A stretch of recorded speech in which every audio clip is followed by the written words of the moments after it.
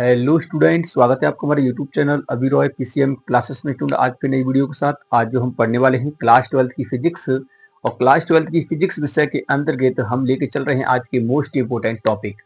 देखिए, हमारा जो चल रहा था 75 मोस्ट इंपोर्टेंट टॉपिक का जो सीरीज चल रहा था, उसमें से हमने पढ़ लिए थे 21 टॉपिक।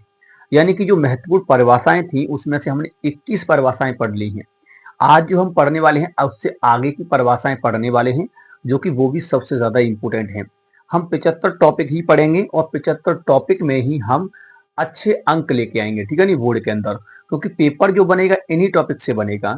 रटवाने के लिए तो पूरी फिजिक्स रट लीजिए, परंतु जो प्रश्न यानी कि जो टॉपिक जो आएंगे बोर्ड में जो आएगा वो केवल इन्हीं 75 टॉपिक से आएगा और इससे हट करके नहीं आएगा। क्योंकि अब की बार जो छांटे गए हैं ना, ये प्रश्न, यही प्रश्न आपके बोर्ड एग्जाम में देखने के लिए मिलेंगे। ठीक है स्टूडेंट, तो आज के इस वीडियो में हम देखने वाले हैं उससे आगे की क्लास। यानी कि इससे पिछले वाले लेक्चर में और उससे पिछले वाले लेक्चर में हमने पढ़ लिया था कि यानी कि 21 परिभाषाएं हमने पढ़ी थी, जिसमें से हमने परावर्तन, अपवर्तन और हमने क्रांति कोण पुरांति परावर्तन के बारे में पिछली वाली वीडियो में देखा था। ठीक है नहीं, आज की इस वीडियो में जो हम देखने वाले हैं कुछ मोस्ट इंपोर्टेंट टॉपिक के बारे में, यानी कि परिभाषाओं के बारे में यहाँ पढ़ने वाले हैं।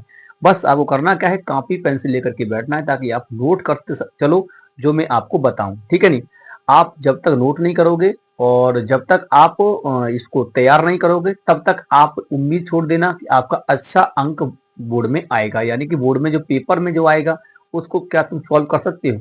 नहीं कर सकते जब तक आप अभी से तैयारी नहीं करेंगे। अब तक तुमने जो कुछ किया, कुछ भी नहीं किया तो कोई बात नहीं, परंतु अब तैयारी करना शुरू कर दीजिए, क्योंकि अब आपका ज्यादा टाइम नहीं रहा है। केवल आप इन्हीं जो दिन रह गए हैं ना, इन दिन में केवल तुम इतने ही टॉपिक कवर कर सकते हो, जो कि जो ज्यादा इंपोर्टेंट टॉपिक हैं। एक एक दिन में 5-5 टॉपिक तैयार कीजिए, तभी कुछ हो सकता, नहीं अन्यथा कुछ नहीं होगा। ठीक है नहीं, क्योंकि एक सब्जेक्ट थोड़ी है तुम्हारे पास, आपके पास फिजिक्स भी है, केमिस्ट्री भी है और आपके पास मैथ होगा तो मैथ है, और अगर बायोलॉजी है तो बायोलॉजी भी करना पड़ेगा। इंग्लिश हो जाएगा, हिंदी हो जाएगा, यानी कि आपको ये तैयार करने पड़ेंगे। एक सब्जेक्ट आपके पास नहीं है, इसलिए आप एक काम कीजिए, जो अभी से जो बताया जा रहा है उसे अभी तैयार कीजिए और सुबह उसका रिवीजन कीजिए। और सभी, मैं ये नहीं कह रहा हूँ केवल आप फिजिक्स पढ़िए, क्योंकि मैं फिजिक्स पढ़ा रहा हूँ तो मैं कहूँ आपसे कि फिजिक्स ही पढ़िए, नहीं, आप केमिस्ट्री भी पढ़िए। 2-2 घंटे आप उनको टाइम दीजिए। ठीक है नहीं, 2-2 घंटे दीजिए, प्रत्येक सब्जेक्ट को 2-2 घंटे दीजिए और तैयार कीजिए, क्योंकि देखिए अब ज्यादा टाइम नहीं रहा है। ठीक है नहीं, और मेरा कहना मतलब ये है कि आप जितना टाइम दे पाओ उतना टाइम दीजिए। अब खाने और पीने पर ज्यादा टाइम वेस्ट मत कीजिए, क्योंकि अब इतना टाइम नहीं रहा है। ठीक है नहीं, तो आज की जो क्लास लेकर चल रहे हैं वो ज्यादा इंपॉर्टेंट है, उसको भी तैयार कर लीजिए और कॉपी पेंसिल लेकर के बैठिए, जो मैं बोलूं उसे नोट कर लीजिए। ठीक, एक एक शब्द पर गौर करना है, अन्यथा आपका क्या हो सकता है, अगर प्रश्न पूछा जाएगा तो आप उसका जवाब ही नहीं दे पाओगे वहां पर। ठीक है नहीं, तो एक एक प्रश्न पर आपको क्या करना है, एक एक जो मेरा शब्द हो उस पर एक गौर करना है और उसको नोट कर लेना है। ठीक, तभी कुछ अच्छा कर सकते हो। तो आज की इस वीडियो में जो मोस्ट इंपोर्टेंट टॉपिक है उनको करने वाले हैं, बस बने रहिए वीडियो के अंत तक स्टूडेंट। और स्टूडेंट, यदि आप हमारे चैनल पर नए हैं तो चैनल को सब्सक्राइब कर लीजिए, बेल आइकन को प्रेस करो और पे क्लिक कर दीजिए, ताकि आने वाले वीडियो की नोटिफिकेशन आपको मिलती रहे। ठीक है स्टूडेंट, तो चलते हैं, वीडियो को स्टार्ट करते हैं। उससे पहले यदि आपने हमारे पिछले वीडियो नहीं देखे तो जाकर के उनको भी देख लीजिए। ठीक है स्टूडेंट, चलते हैं, वीडियो को स्टार्ट करते हैं। चलिए स्टूडेंट, आज का जो टॉपिक है 22वां टॉपिक है हमारा, यानी कि वर्ण विक्षेपण क्या होता है। वर्ण विक्षेपण किसे कहते हैं? इसे इंग्लिश में डिस्पर्सन बोला जाता है, यानी डिस्पर्सन ऑफ लाइट, यानी प्रकाश का वर्ण विक्षेपण। देखिए, ये आपका वैसे तो 10th क्लास का टॉपिक है। ठीक है नहीं, किसका है? 10th क्लास का टॉपिक, परंतु आपका इस प्रश्न को पूछ लेता है कभी कभी, तो इसलिए आपको पढ़ना पड़ेगा। और देखिए, अगर आपको ये नहीं आएगा तो आगे चल के जो मैं आपको बताऊंगा वो समझ में नहीं आएगा। तो इसको समझना बहुत ज्यादा इंपॉर्टेंट है, इसको समझिए पहले तो। देखिए, वर्ण विक्षेपण होता क्या है? वर्ण विक्षेपण, वर्ण का मतलब कलर यानी कि रंग, विक्षेपण का मतलब होता है अलग होना। ठीक है नहीं, यानी कि विविक्त होना। विक्षेपण, विक्षेपण हो जाना, यानी कि रंगों का अलग अलग हो जाना। अब किस रंग की बात करेगा ये? रंग तो अलग होता ही है, अब किस रंग की बात करेगा? तो कहने का मतलब ये है कि यहां पर बात चलेगी प्रकाश की। और जो प्रकाश आपको दिखाई दे रहा है वो एक रंग से तो मिलकर बना नहीं है, वो प्रकाश आपका 7 रंग से मिलकर के बना हुआ है। केवल 7 ही रंग नहीं है, उसके आजू बाजू और भी होता है। ठीक है नहीं, उसको जानना इतना आवश्यक नहीं है, केवल आप इतना समझिए। तो उसको जानना इतना आवश्यक नहीं है, केवल आपको इतना समझना है कि वर्ण विक्षेपण क्या है। और आपको इतना जानना है कि देखिए, जो श्वेत प्रकाश होता है वो 7 रंग से मिलकर के बना हुआ होता है।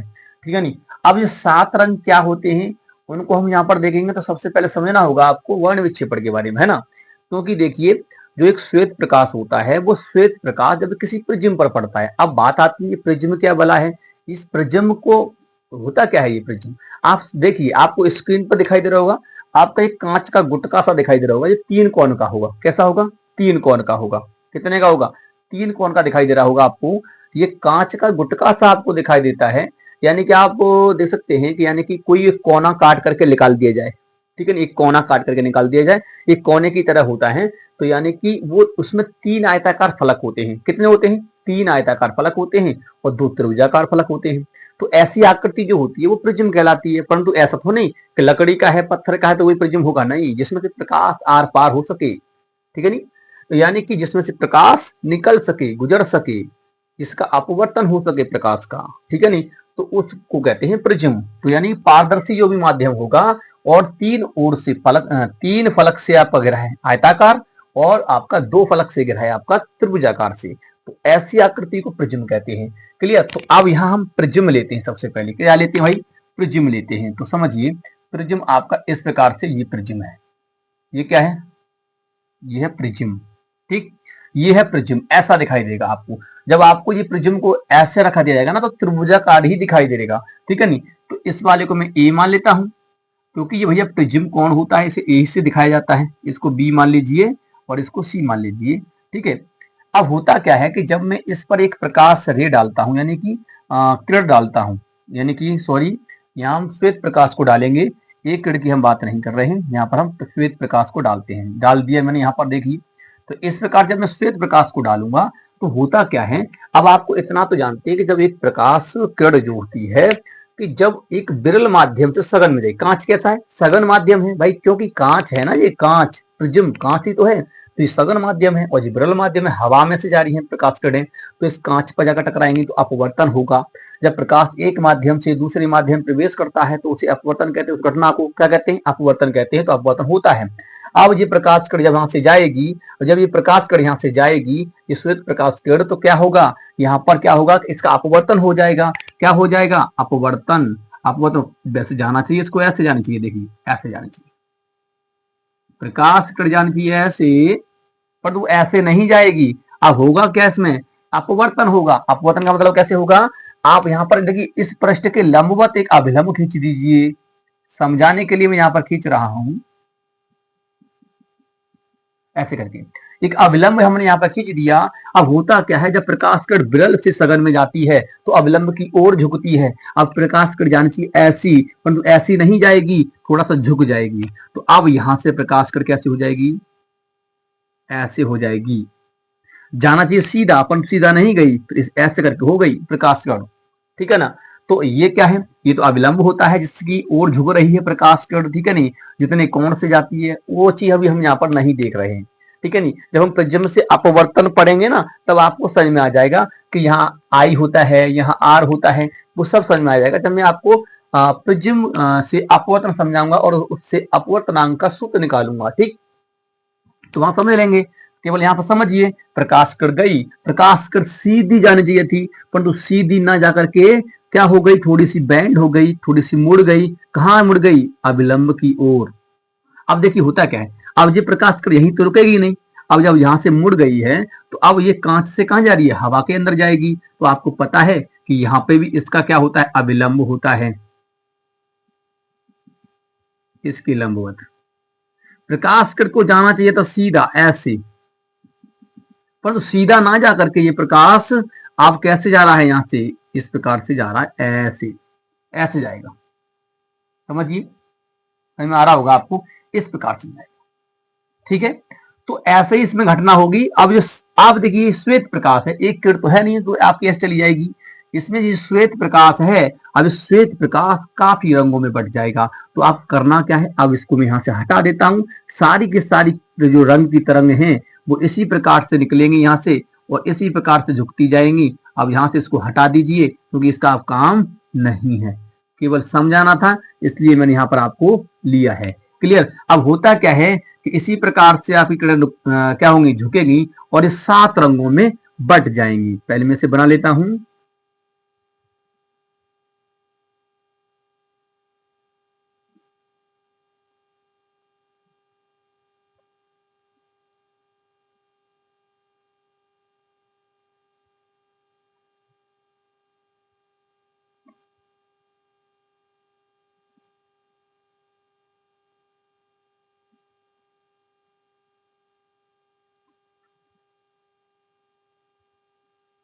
ठीक है, देखिए इस प्रकार से यहाँ पे किरणें क्या हो गई हैं, यहाँ पर बैंड हो गई हैं, आप देख सकते हैं बट गई हैं। अब बट क्यों हो गई, क्योंकि देखिए ये प्रकाश जो होता है छोटे छोटे कणों से मिलकर बना होता है, सभी कणों का तरंग अलग अलग होता है, जिस कारण से क्या होता है, ये प्रकाश 7 रंगों में बट जाता है। कहने का मतलब हर एक रंग का जो इसमें जो तरंग होगा वो अलग होगा, फिर इसका मतलब, ठीक है ना। तो ऊपर वाला जो रंग होता है वो होता है आर, और सबसे नीचे वाला जो रंग होता है वो होता है बैगनी, यानी कि वी, वायलेट बोला जाता है शायद उसे, है ना, इंग्लिश में से बोलते हैं। अब देखिए 7 रंग में ये बट गया है, कितने बट गया, 7 रंग। कौन कौन से रंग होते हैं, इसका एक ट्रिक होता है विविग्योर, VIB, विविग्योर, ठीक है नहीं, विविग्योर, ठीक। यानी कि आप देख सकते हैं इस ट्रिक से आप इसको लिख सकते हैं, ये वैगनी और ये आई यानी कि Indigo, blue, green, yellow, orange, red, यानी कि हम कह सकते हैं बैगनी कलर होता है, यानी कि वॉयलेट होता है। क्लियर, इतना आपको ध्यान में रखना है। तो वैगनी हो गया, इसके बाद आई हो जाएगा, आई के बाद बी हो जाएगा, फिर जी हो जाएगा, फिर वाई हो जाएगा, फिर ओ हो जाएगा। क्लियर, तो ये बन गया आपका। इसको एक पर्दे पर ले लिया जाता है इस प्रकार से, किस पे ले लेते हैं, एक पर्दे पर, तो आपको दिखाई देता है। इंद्रधनुष बनता है, कभी देखा है, इंद्रधनुष में क्या होते हैं, 7 रंग होते हैं। अब देखिए इंद्रधनुष भी कई प्रकार का होता है, प्राथमिक और द्वितीय, इसमें भी अंतर होता है, ठीक है ना, अंतर होता है, कोण का भी अंतर होता है। तो आपको ये घटना क्या दिखाई दे रही है, जब ये श्वेत प्रकाश गया, यानी कि हम कह सकते हैं व्हाइट सोर्स जो है, श्वेत प्रकाश की हम बात कर रहे हैं यहाँ पर, यानी कि ये लाइट, यहां से हमने लाइट डाली, प्रकाश डाला, कैसा, व्हाइट लाइट, तो यानी कि हम कह सकते हैं इसे श्वेत प्रकाश, ये श्वेत प्रकाश है। ये श्वेत प्रकाश जब यहाँ पर पड़ता है तो क्या होता है कि वो रंगों में बट जाता है, 7 रंगों में बट जाता है। तो इसी घटना को कहते हैं वर्ण विक्षेपण। क्या बोलते हैं, वर्ण विक्षेपण। तो इसकी परिभाषा क्या होगी, अगर आप इसकी परिभाषा नोट करना चाहते हैं तो नोट कर लीजिए। जब श्वेत प्रकाश किसी प्रिज्म पर पड़ता है, जब एक श्वेत प्रकाश किसी प्रिज्म पर पड़ता है तो प्रकाश का अपवर्तन हो जाता है, जिससे श्वेत प्रकाश 7 रंगों में विभक्त हो जाता है, 7 रंगों में बट जाता है, यानी विभक्त का मतलब बट जाता है। तो इस घटना को वर्ण विक्षेपण कहा जाता है। क्या कहते हैं, वर्ण विक्षेपण कहते हैं। इस घटना को क्या कहते हैं, वर्ण विक्षेपण कहते हैं, ठीक है नहीं। अब देखिए ये आपका जो होता है, इसमें 7 रंग होते हैं और इन 7 रंगों के समूह को स्पेक्ट्रम बोला जाता है। क्या बोला जाता है, स्पेक्ट्रम, स्पेक्ट्रम बोला जाता है, स्पेक्ट्रम बोला जाता है। क्या बोला जाता है, स्पेक्ट्रम बोला जाता है। यानी कि 7 रंगों के समूह को, वर्ण विक्षेपण में उत्पन्न 7 रंगों के समूह को स्पेक्ट्रम कहा जाता है। इसमें आपको ध्यान रखना है। अब मैं आपको एक बता देता हूं कि इनका जो तरंग दैर्घ्य होता है, सबसे अधिक तरंग दैर्घ्य रेड रंग की होती है। सबसे अधिक जो तरंग दैर्घ्य होती है वो लाल रंग की होती है। कहने का मतलब ये है कि आप यही समझ लीजिए कि अगर आप ऐसे जाओगे, इसमें समझिए, अगर आप इस प्रकार से जाओगे तो तरंग दैर्घ्य बढ़ेंगी। क्या होगा, तरंग दैर्घ्य बढ़ेगी। इसे डेल्टा से दिखाया जाता है। किसे दिखाते हैं, लैम्बडा से। किसे दिखाते हैं, लैम्बडा से, डेल्टा से नहीं, लैम्बडा से दिखाया जाता है। ये लैम्बडा होता है। ऐसे जाएंगे तो तरंग दैर्घ्य का बढ़ेगा। क्या बढ़ेगा, तरंग दैर्घ्य बढ़ेगा। अब मैं आपको एक सिंपल ट्रिक और बता देता हूं, इसी में देखिए, अगर इसके आप विपरीत जाओगे तो अपवर्तनांक बढ़ेगा, अपवर्तनांक बढ़ेगा। आप ऐसे जाओगे तो ये बढ़ेगा, आप ऐसे चलोगे तो ये वाला बढ़ जाएगा, तरंग दैर्घ्य बढ़ जाएगा। और जिसका तरंग दैर्घ्य ज्यादा होता है उसका अपवर्तनांक सबसे कम होता है। इसका मतलब आप समझ सकते हैं ना, जब ऐसे जाओगे तो तरंग अपवर्तनांक बढ़ेगा, तो बैगनी रंग का अपवर्तनांक सबसे अधिक होता है, क्योंकि उसकी तरंग दैर्घ्य बहुत कम होती है। जिसकी तरंग दैर्घ्य कम होती है उसका अपवर्तनांक सबसे अधिक होता है। और लाल रंग का अपवर्तनांक बहुत ही कम होता है। लाल रंग का अपवर्तनांक बहुत ही कम होता है, सबसे कम होता है लाल रंग का। तरंग दैर्घ्य की अगर हम बात करें तो एनसीईआरटी के अकॉर्डिंग, यानी कि इसकी जो तरंग दैर्घ्य होती है, आपने पढ़ा होगा, यानी कि हम कह सकते हैं कि 3800 से 7800 एंगस्ट्रॉम तक आपने पढ़ा होगा, है ना। परंतु आपको मैं बता दूं कि इसका जो एनसीईआरटी में आपका है वो कितना है, 4000 एंगस्ट्रॉम से आपका है, कितना है, 8000 एंगस्ट्रॉम तक। कितना है? 8000 एंगस्ट्रॉम तक। 4000 से 8000 एंगस्ट्रॉम तक इसकी तरंग दैर्घ्य है। ये दृश्य प्रकाश बोला जाता है। इसको क्या बोला जाता है? दृश्य प्रकाश की तरंग दैर्घ्य जो होती है वो 4000 से 8000 होती है। सबकी तरंग दैर्घ्य अलग अलग होती है, सबका अलग अलग होता है, इतना आपको ध्यान रखना है। सबका अलग अलग होता है। लाल रंग का अलग होगा, बैगनी रंग का अलग होगा। सबसे कम किसका होगा? बैगनी का।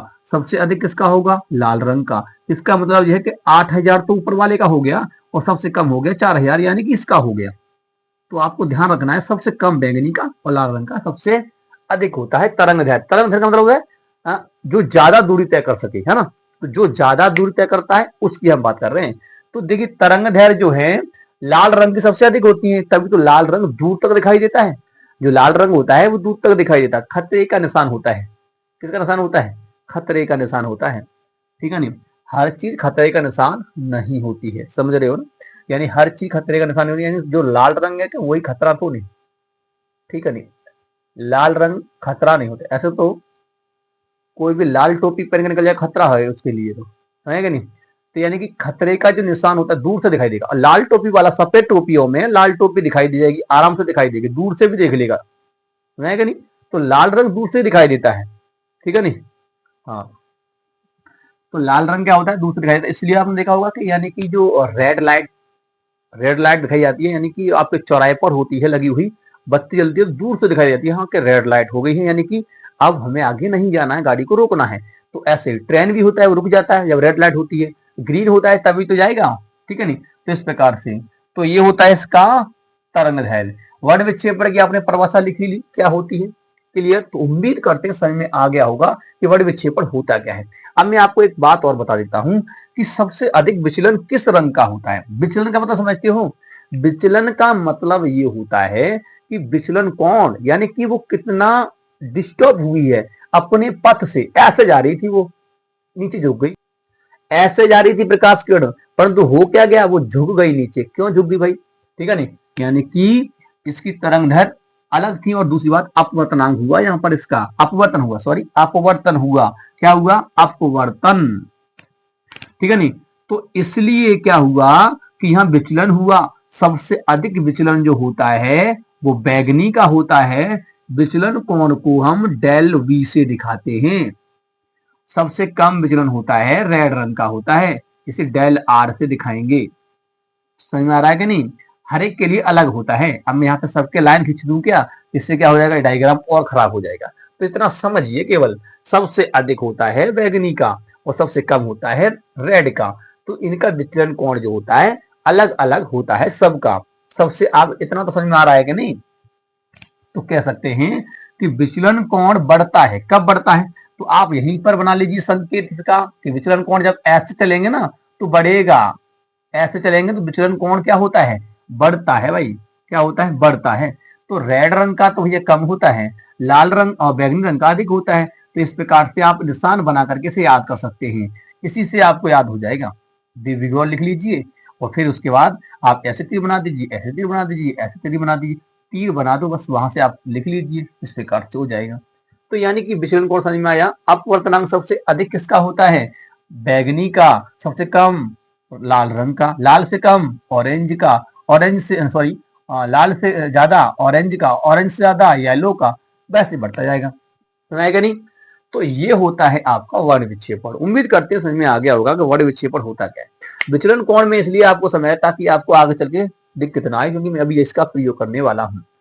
तो वर्ण विक्षेपण समझ में आया। वर्ण विक्षेपण क्या होता है? जब श्वेत प्रकाश किस प्रिज्म पर पड़ता है तो प्रकाश का अपवर्तन होता है, जिससे श्वेत प्रकाश 7 रंगों में व्यक्त हो जाता है। इस घटना को इस सॉरी डिस्पर्सन यानी कि वर्ण विक्षेपण कहते हैं।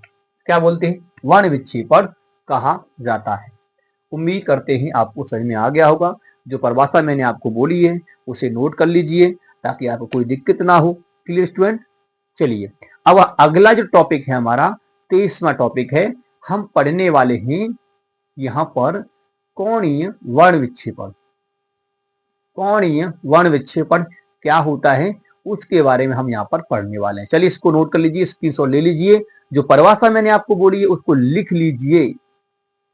तो चलिए ये अब पढ़ते हैं। यहाँ पर हम कोणीय वर्ण विक्षेपण के बारे में। किसके बारे में? कोणीय वर्ण विक्षेपण। कोणीय वर्ण विक्षेपण। वर्ण विक्षेपण।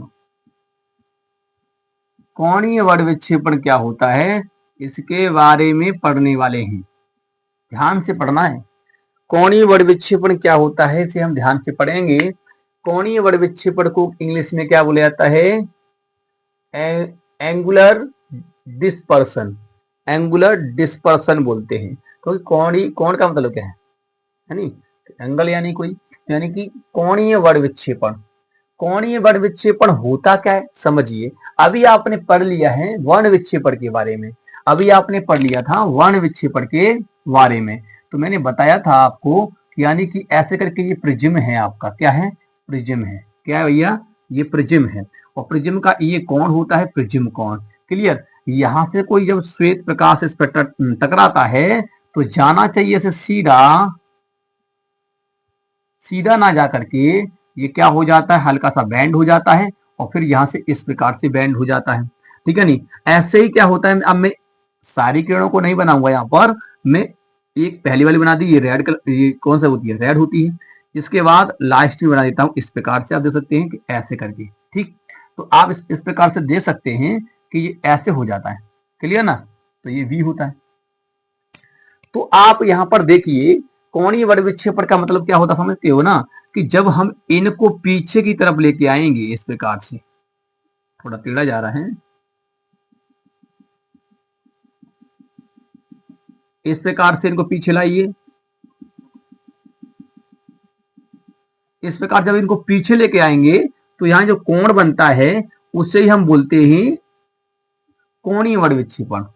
यानी कि इन दोनों किरणों को मैं लेके आया तो रेड और बैगनी, तो इनके बीच में जो कोण बना है इसे क्या कहते हैं? कोणीय विक्षेपण, मतलब कोणीय वर्ण विक्षेपण। अब देखिए यही नहीं कि केवल रेड और बैगनी के लिए निकाला है, आप कौन सी भी दो रंगों को ले लीजिए, दो किरणों को ले लीजिए, दो रंगों को लेकर के आप निकाल सकते हैं उनके बीच में कितना कोणीय वर्ण विक्षेपण हुआ है। क्लियर? तो आपको पता होना चाहिए। दूसरी बात और समझ लीजिए यहाँ पर कि यहां से ये जो होता है ये इसका विचलन कोण होता है, इसे डेल आर से दिखाते हैं। और यहां से इसका होता है, ये भी इसका विचलन कोण होता है, इसे डेल वी से दिखाते हैं। सबसे अधिक विचलन किसका होता है? बैगनी का। सबसे कम विचलन किसका होता है? रेड का। ठीक, ये तो अभी आपने पढ़ा है ना यहाँ पर। अब देखिए समझिए, अब आप यहाँ पर समझिए, केवल मैं आपको जो समझा रहा हूं उसे समझिए केवल। ठीक है नहीं? जो मैं आपको समझा रहा हूं उसे समझिए।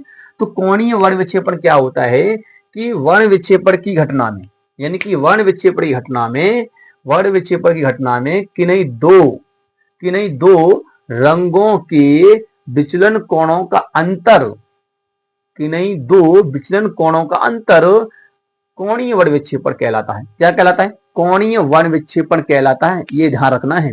अब यही नहीं है केवल रेड है बैगनी है, इसके अंदर और भी होंगे, उनको भी ले सकते हैं हम, उनको भी ले सकते हैं। क्या कर सकते हैं? उनको भी लिया जा सकता है।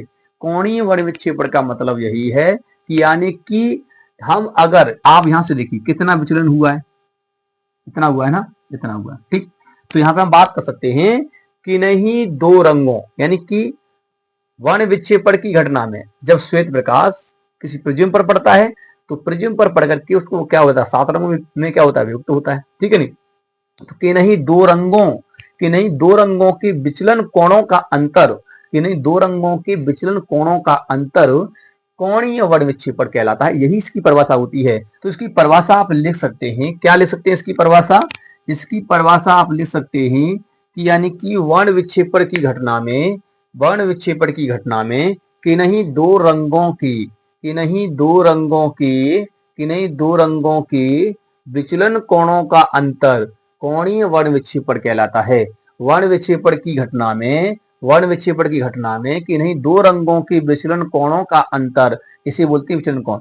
विचलन कोणों का अंतर कोणीय वर्ण विक्षेपण कहलाता है, एंगुलर डिस्पर्सन कहलाता है। ठीक है नहीं?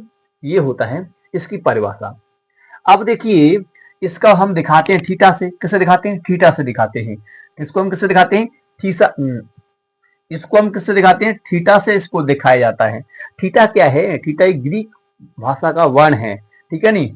ठीक है नहीं। अब आप समझिए थीटा की अगर हम बात करेंगे तो थीटा दो रंगों के लिए हम बात करते हैं, तो यहाँ पर अब क्या होगा, कोणीय वर्ग विक्षेपण अब हम देख रहे हैं यहाँ पर। तो देखिए बैगनी रंग का विक्षेपण कितना है, डेल वी, और रेड रंग का कितना है, डेल आर है। तो यानी कि अगर आप यहाँ पर देखो कि अगर मैं आपसे कहूं कि ये जो एंगल है वो कितना निकल के आएगा, कैसे निकालोगे, तो आप इस पूरे एंगल में से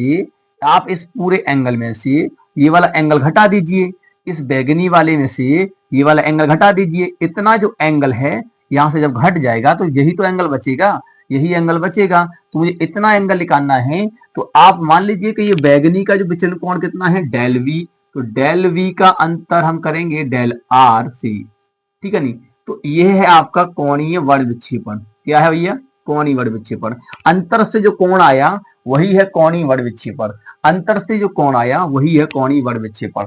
क्लियर। अब यही नहीं है केवल बैगनी और रेड हो, इसके बीच में मान लीजिए क्या आता है, और भी आता है ना, और भी हम यहाँ पर ले सकते हैं। जैसे ऑरेंज आता है, ऑरेंज और रेड, तो ऑरेंज का जो विचलन होगा उस रेड वाले को हटा दीजिए, इसी प्रकार से घटाएंगे। कहने का मतलब ये कि उनको जब इन दोनों रंगों को अगर पीछे ले जाए, यानी कि इन दोनों किरणों को पीछे ले जाए, तो यहाँ जो कोण बन रहा है वही क्या है, विचलन कोण, सॉरी कोणीय वर्ग विक्षेपण, यानी कि ये कोण बन रहा है, इसे हम कहते हैं कोणीय वर्ग विक्षेपण। अब इसे थोड़ा सा आगे करते हैं। अगर आपने एक संबंध पढ़ा होगा, देखिए वैसे तो मैंने आपको अभी पढ़ाया नहीं है, यानी कि एक संबंध होता है कि जब जैसे कोई प्रकाश इस प्रिज्म से गुजरता है तो न्यूनतम विचलन के लिए, यानी हम बात करते हैं, तो एक संबंध निकल के आता है, डेल एम बराबर होता है n-1 इंटू ए, ठीक है नहीं, यानी कोष्टक बंद कर देते हैं। तो अपवर्तनांक में थोड़ा संबंध होता है, ठीक है नहीं, जो कि एक प्रिज्म से अपवर्तन किस प्रकार से होता है, और उससे अपवर्तनांक का सूत्र जब निकालते हैं तो वहां से निकल के आता है न्यूनतम विचलन के लिए। तो आप यहां से देख सकते हैं कि विचलन, प्रिज्म से विचलन, ठीक है नहीं, प्रिज्म आप लिख सकते हैं यहाँ पर, प्रिज्म से विचलन, प्रिज्म से विचलन, अगर प्रिज्म से विचलन हेतु अगर हम बात करें तो क्या हो जाएगा, ये डेल वी को हम किस प्रकार से लिख सकते हैं, डेल वी को लिख सकते हैं हम एन वी माइनस वन, जिस रंग का हो रहा है उस रंग का अपवर्तनांक, और इनटू में ए लगा सकते हैं। ऐसे अगर हम रेड के लिए अगर बात करेंगे, रेड के लिए तो हो जाएगा एन आर हो जाएगा यहाँ पर, माइनस का वन हो जाएगा और ए हो जाएगा। अब आप इसको यहाँ पर रख दीजिए तो कितना हो जाएगा, थीटा बराबर हो जाएगा आपका यहाँ पर एन वी माइनस वन और ए, ठीक है नहीं, और यहाँ पर माइनस हो जाएगा एन आर माइनस वन और ए। आप यहां से देख सकते हैं कि यहाँ पर आप ए कॉमन ले सकते हैं, क्या ले सकते हैं, ए कॉमन ले सकते हैं, यहाँ पर आपका ए कॉमन हो जाएगा। अन्यथा आप एक काम कीजिए, इसका अंदर गुणा कर दीजिए, एक काम करो ए ही कॉमन ले लीजिए, तो ये हो जाएगा आपका यहाँ पर क्या हो जाएगा, यहाँ से जब कॉमन लोगे तो एन वी यहाँ पर रहेगा माइनस वन रहेगा, ये माइनस यहाँ से कॉमन ले लेंगे तो एन आर, और कोष्टक को मैं हटा देता हूँ यहाँ से, यहाँ प्लस वन हो जाएगा। अब ये बंद कर देता हूँ, यहाँ से ए कॉमन ले लिया है मैंने सबसे। अब आप देखिए खुद यहाँ से कि ये वाला जो है इससे कट जाएगा ना, प्लस माइनस से कट जाएगा, तो थीटा बराबर कितना निकल के आएगा यहाँ पर, आपका निकल के आएगा यहाँ पर एन वी माइनस के एन आर, ठीक है नहीं, एन आर और ए। तो आप देख सकते हैं कि वर्ग विक्षेपण जो होता है, कोणीय वर्ग विक्षेपण का एक और फॉर्मूला आपको दिखाई दे रहा है, यहाँ पर अपवर्तनांक के संबंध में है। यानी कि आप देख सकते हैं कि पदार्थ का जो प्रिज्म कोण और उनके, यानी कि जो रंग दो, किन्हीं दो रंगों के विचलन किन्हीं दो रंगों के अपवर्तनांकों का अंतर जो है, वो जो पदार्थ आपका दिया, प्रिज्म कोण के गुणनफल के बराबर है। आप देख सकते हैं यहाँ पर थीटा कोण जो दिया है, कोणीय वर्ग विक्षेपण इस प्रकार से होता है, ठीक है स्टूडेंट। तो ये है आपका कोणीय वर्ग विक्षेपण, यानी कि कितने कोण से आपका विचलन हुआ है, कितना, यहाँ पर देखिए ये विचलन कोण और इसका विचलन कोण, इसका अंतर कर देंगे तो हो जाएगा कोणीय वर्ग विक्षेपण। क्या हो जाएगा, कोणीय वर्ग विक्षेपण, कोण निकल आएगा ना इसके बीच का, उसे कहते हैं कोणीय वर्ग विक्षेपण। ये फॉर्मूला होता है, इसको तैयार करना है आपका, ये भी फॉर्मूला होता है, ठीक इस प्रकार से। तो कोणीय वर्ग विक्षेपण समझ में आया। कोणीय वर्ग विक्षेपण क्या है कि नहीं, वर्ग विक्षेपण की घटना में कि नहीं दो रंगों के विचलन कोणों का अंतर कोणीय वर्ग विक्षेपण कहलाता है। तो थीटा बराबर होता है del V minus del R. Prism से विचलन के निकालेंगे तो इन सब के लिए हम अपवर्तनांक से संबंध जानते हैं, इस प्रकार से होता है, वैल्यू रख देंगे, ये निकल के आएगा। क्लियर। तो उम्मीद करते हैं कोणीय वर्ग विक्षेपण आपको समझ में आ गया होगा। एक रंग के लिए नहीं, हम सब रंगों के लिए इसे अप्लाई कर सकते हैं। चलिए अब हम बात करते हैं कोणीय वर्ण विक्षेपण क्षमता की, वो अलग है, इससे थोड़ा सा इससे मिलता जुलता है। अगर आपने ये पढ़ लिया अच्छी तरीके से तो आपको वो भी समझ में आ जाएगा। तो चलिए इसको स्क्रीनशॉट कर लीजिए। अब आगे चलते हैं। चलिए स्टूडेंट, बात करते हैं कोणीय वर्ण विक्षेपण क्षमता की बात करते हैं। कोणीय वर्ण विक्षेपण क्षमता क्या होती है, ठीक है नहीं। तो यहाँ पर आप समझिए, यहाँ पर थोड़ा सा अंतर है। क्या होता है आप समझिए, ये आपका प्रिज्म था, ये आपका क्या था भाई, प्रिज्म, ठीक है नहीं, मैंने पहले ही बता दिया है आपका प्रिज्म है। इस प्रिज्म में आपका ये एंगल ए है और इसको हम बी बोलते हैं, इसको हम सी बोल देते हैं, ठीक है। यहाँ से जब श्वेत प्रकाश इस प्रकार से पड़ता है तो आपका जाता है इस प्रकार से है, इस प्रकार से जाता है, परंतु ऐसे ना जाकर के वो क्या होता है, कुछ इस प्रकार से बैंड होता है, फिर इस प्रकार से बैंड होकर चला जाता है, ऐसे, ठीक है, ऐसे तो जाता है, बैंड होता है, फिर इस प्रकार से निकलता है। तो यहाँ से श्वेत प्रकाश जब आया और यहाँ से इसका क्या हुआ, अपवर्तन हुआ और ऐसे बटेगा। तो ऐसे करके यहाँ पर लास्ट वाला जो रंग होता है इस प्रकार से आप जाता है और वो थोड़ा सा इस प्रकार से बैंड हो जाता है, क्लियर, ऐसे करके। तो ये रेड वाला होता है और ये बैगनी वाला होता है, क्लियर। अब आपको पता है कि आपने पढ़ लिया था कि अभी कोणीय वर्ण विक्षेपण के बारे में पढ़ा कि इनको जब पीछे ले जाते हैं तो यहाँ पर जाकर के मिलते हैं, वहां पर कोण बनता है, तो उसे कहते हैं कोणीय वर्ण विक्षेपण। यानी किन्हीं भी दो रंगों के हम विचलन कोण लेते हैं तो उनका हम कहते हैं कोणीय वर्ण विक्षेपण कहते हैं, क्लियर। अब देखिए होता क्या है इसमें आपको पता ही है कि यहाँ से यहाँ तक ये क्या होता है, इसका विचलन होता है, तो इसको हम डेल आर से दिखाते हैं, और यहाँ से यहाँ तक जो विचलन है उसे हम कहते हैं डेल वी से दिखाते हैं, ठीक। अब एक बात और आपको ध्यान से समझनी है, अगर मैं आपसे कहूं इससे यहाँ पर जो आपको रंग दिखाई देंगे 7 रंग, इनका मध्य रंग कोई होगा, मध्य विचलन, तो मध्य विचलन होता है, वो कौन सा रंग होता है आपका, होता है वो आपका येलो कलर, कौन सा होता है, येलो वाला। तो आपको पता होना चाहिए कि जो येलो होता है, वाई जो होता है, वही आपका मध्य विचलन होता है। क्या होता है, माध्य विचलन उसे बोला जाता है, वही आपका मध्य विचलन होता है, तो इसे माध्य विचलन कहा जाता है। इसे हम किससे दिखाएंगे, डेल वाई से दिखाएंगे, किससे दिखाएंगे, डेल वाई से। तो यहाँ बस थोड़ा सा अंतर है परिभाषा में, क्या अंतर है आप समझिए यहाँ पर केवल कि देखिए, यानी हम कह सकते हैं कि कोणीय वर्ण विक्षेपण, यानी कि कोणीय वर्ण विक्षेपण और माध्य विचलन के अनुपात को हम कहते हैं, क्या कहते हैं, कोणीय वर्ण विक्षेपण क्षमता बोलते हैं। क्या बोलते हैं, कोणीय वर्ण विक्षेपण क्षमता। कोणीय वर्ण विक्षेपण की परिभाषा आप कैसे लिख सकते हैं, वो आप वर्ण विक्षेपण की घटना में, वर्ण विक्षेपण की घटना में किन्हीं दो रंगों के लिए, किन्हीं दो रंगों के लिए कोणीय वर्ण विक्षेपण, कोणीय वर्ण विक्षेपण तथा माध्य विचलन, माध्य विचलन के अनुपात को हम कहते हैं कोणीय वर्ण विक्षेपण क्षमता। क्या कहते हैं, कोणीय वर्ण विक्षेपण क्षमता। इसे ओमेगा से दिखाया जाता है भैया, किसे दिखाते हैं, ओमेगा से दिखाते हैं। ओमेगा यानी कोणीय वर्ण विक्षेपण यानी कि थीटा वटे माध्य विचलन यानी कि डेल वाई, ये होता है इसका फॉर्मूला, क्या होता है, डेल वाई। इसको आप सही से लिख सकते हैं इस प्रकार से, और लिख सकते हैं थीटा को आप लिख सकते हैं कि डेल, अगर मैं इन रंगों की बात करूं रेड और बैगनी की, तो आप कितना हो जाएगा, ये हो जाएगा बैगनी और ये हो जाएगा रेड, और भट्टे में आपका हो जाएगा येलो, क्योंकि येलो एक माध्य विचलन कोण होता है, इसको आपको ध्यान रखना है, ठीक।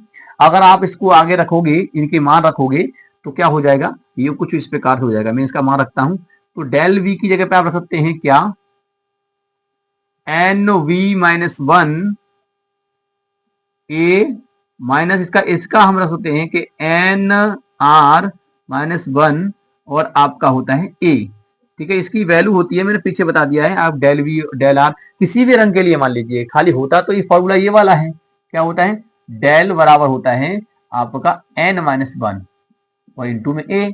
आप यहाँ पर अगर रेड के निकाल तो रेड यहाँ लगाइए, रेड यहाँ लगाइए, हो जाएगा, इसे गुणा कर दीजिए। अब इसके लिए आप लिखोगे डेल वाई के लिए, तो आप इसको लिखोगे क्या, एन वाई माइनस का 1 और ए। अब आप सोचिए यहां से जब ए कॉमन ले लेंगे तो क्या हो जाएगा, ये से ए कट जाएगा, है नहीं, कटेगा नहीं कटेगा, तो ओमेगा कितना हो जाएगा, ये ओमेगा हो जाएगा एन वी माइनस 1 और यह माइनस है और माइनस के अंदर गुणा हो जाएगा, एन आर हो जाएगा प्लस 1 हो जाएगा, और यहाँ पर आप देख सकते हैं कि ए कॉमन आपने ले रखा है यहाँ पर, ठीक है ना, ए कॉमन हो गया तो एन वाई माइनस का 1 हो जाएगा और इंटू में ए हो जाएगा, ए से ए कट जाएगा। तो इस प्रकार से आप देख सकते हैं कि ओमेगा जो निकल के आया वो कितना आया, ए 1 से भी 1 कट जाएगा, देखिए प्लस माइनस का, तो एन वी माइनस के एन आर वट्टे में हो जाएगा एन वाई माइनस का 1। तो ये आपका फॉर्मूला हो गया, आप देख सकते हैं। क्लियर। तो ये होता है कोणीय वर्ण विक्षेपण क्षमता। प्रत्येक रंग के लिए आप निकाल सकते हैं, यानी अलग अलग, यानी कि हम कह सकते हैं कि हमारा किन्हीं दो रंग तो होने चाहिए, दो रंगों के बीच ही निकल सकता है, दो रंग होने चाहिए। तो यानी कि वर्ण विक्षेपण की घटना में, वर्ण विक्षेपण की घटना में हमारे किन्हीं दो रंगों के लिए कोणीय वर्ण विक्षेपण और माध्य विचलन के अनुपात को हम क्या कहते हैं, कोणीय वर्ण विक्षेपण क्षमता कहते हैं। तो उम्मीद करते हैं आपको समझ में आ गया होगा। ये जो टॉपिक थे बहुत ज्यादा इंपोर्टेंट थे, जो कि मैंने आज इस वीडियो में आपको कवर कराए हैं। इनको तैयार कर लेना, बोर्ड में आपके पूछ लिए जाते हैं, इसलिए इन प्रश्नों को इग्नोर नहीं करना है। क्लियर स्टूडेंट, इसको तैयार कर लीजिए। चलिए इसका स्क्रीनशॉट ले लीजिए, ये आपके प्रश्न है कुछ थोड़े से, ठीक है नहीं। चलिए अब हम बात करते हैं, आगे की तरफ चलते हैं और देखिए आगे की तरफ हम पढ़ेंगे वो नेक्स्ट वीडियो में पढ़ेंगे, क्योंकि वीडियो बहुत लंबा हो जाता है। ठीक, जब वीडियो बड़ा हो जाता है तो एडिटिंग करने में और इसको अपलोड करने में बहुत टाइम लगता है, इसलिए इतना ही आज की इस वीडियो में हम पढ़ेंगे। अगले लेक्चर में हम देखेंगे तरंगाग्र के बारे में और उससे आगे की परिभाषाएं देखेंगे, व्यतिकरण वगैरह, विवर्तन वगैरह और भी हैं, यानी उन परिभाषाओं को हम देखेंगे। ठीक, तो इन परिभाषाओं को आप तैयार कर लीजिए ताकि आपकी ये परिभाषाएं कहीं होकर के बोर्ड में ना छूट जाएं। चलिए स्टूडेंट, तो उम्मीद करते हैं आपको ये टॉपिक समझ में आए होंगे और वीडियो पसंद आया होगा। वीडियो पसंद आया तो वीडियो को एक बार लाइक कर दीजिए, चैनल को सब्सक्राइब करके बेल आइकन को प्रेस जरूर कर दीजिए ताकि आने वाली वीडियो की नोटिफिकेशन आपको मिलती रहे। हम मिलेंगे नेक्स्ट वीडियो में, तब तक के लिए जय हिंद।